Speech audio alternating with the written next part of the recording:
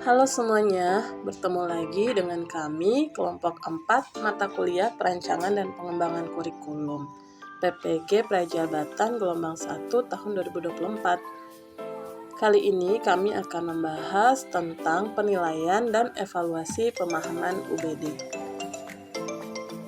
Kelompok 4 terdiri dari saya, Miftahur Rahmah Ayuni, dan rekan saya, Rima Sulistiani.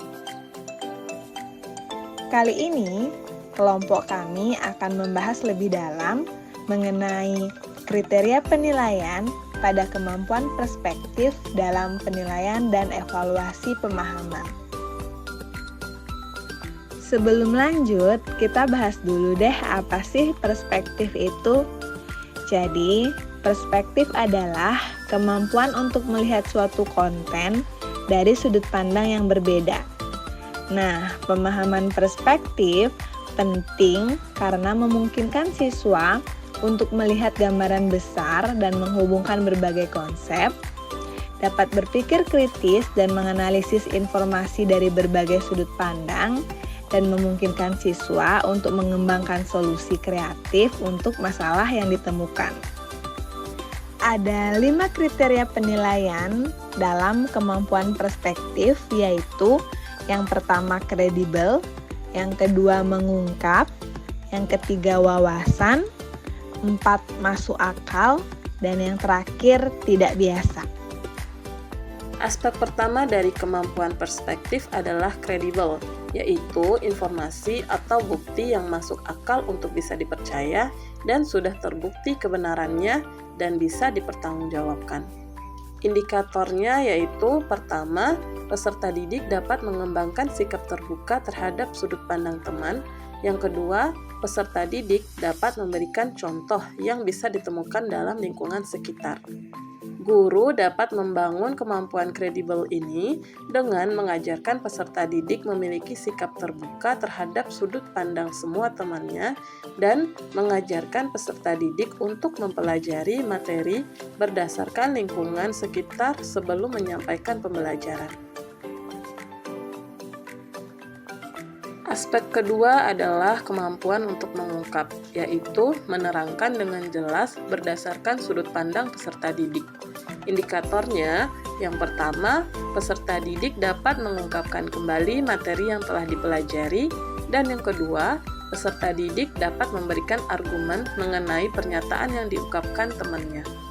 Guru dapat membangun kemampuan mengungkap ini dengan memberikan kesempatan kepada peserta didik untuk dapat mengungkapkan ide dan gagasannya serta untuk menanggapi ungkapan yang disampaikan temannya. Selanjutnya, aspek ketiga yaitu wawasan. Wawasan merupakan kemampuan dalam memandang, cara meninjau, dan melihat terhadap suatu permasalahan dari berbagai perspektif. Indikatornya, yang pertama, peserta didik mampu memberikan definisi mengenai materi yang diajarkan dengan mengaitkan pada kehidupan sehari-harinya. Yang kedua, peserta didik mampu memberikan gagasan berdasarkan pengalaman yang pernah dialami dan diketahui sebelumnya. Guru dapat membangun kemampuan wawasan ini dengan meminta peserta didik untuk memandang sebuah materi dari berbagai sudut pandang dan mengaitkannya dengan kehidupan sehari-hari. Yang keempat, masuk akal, yaitu dapat menjelaskan sisi lain dari sebuah situasi, melihat gambaran besar, melihat asumsi, dan memberikan kritik yang dapat diterima oleh akal, tidak aneh dan tidak mustahil, kemudian logis.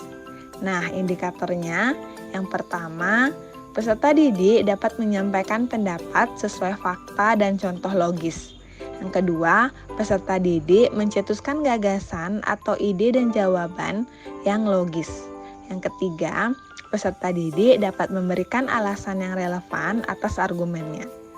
Nah, cara guru untuk membangun masuk akal kepada peserta didik adalah membiasakan peserta didik untuk membangun dan menyampaikan kejadian fakta dan logis di dalam kehidupan sehari-hari. Yang terakhir adalah tidak biasa. Jadi, tidak biasa merupakan pemikiran yang melampaui pandangan umum yang melibatkan imajinasi tinggi untuk melihat sesuatu dari sudut pandang yang berbeda dan menghasilkan ide-ide yang abnormal namun kreatif dan inovatif. Indikatornya, yang pertama, peserta didik dapat memberikan ide-ide baru atau solusi dari sebuah permasalahan.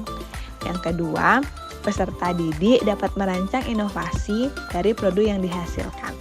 Kemudian, cara guru untuk menstimulasi kriteria tidak biasa kepada peserta didik adalah mengajukan pertanyaan terbuka yang mendorong peserta didik untuk membayangkan kemungkinan baru dan solusi inovatif. Nah, berikut kami tampilkan contoh rubrik penilaian kemampuan perspektif meliputi 5 aspek yang sudah kita bahas sebelumnya dan indikatornya serta pedoman perskorannya.